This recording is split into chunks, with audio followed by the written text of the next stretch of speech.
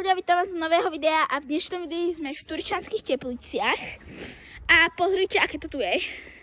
Tu je moja segra, ktorá je celá od snehu, lebo ona mi hodila na hlavu sneh a ja som mi to vrátila.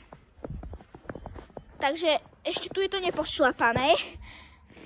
Reálne, podľa mňa u nás doma nebude sneh, akože modlím sa, aby tam bol sneh, ale nemyslím si to, pretože proste u nás doma není nikdy sneh, lebo my sme fakt ďaleko od hôr. A Turčianske Teplice, ak by niekto nevedel, tak sú skoro pri horách. Ak vidíte na kamere, tak ešte sneží a dosť veľa. Môžete to vidieť aj na tej lampe. Takže je to tu fakt super.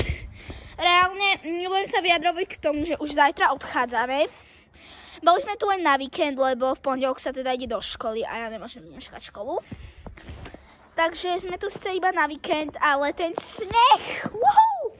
My sme tu každopádne išli za akvaparkom, ktorý je hneď tam a tam je naše ubytovanie. Ale my s mojou segrou sme tu došli za snehom. A teraz ide riadna guľovačka, Kaja.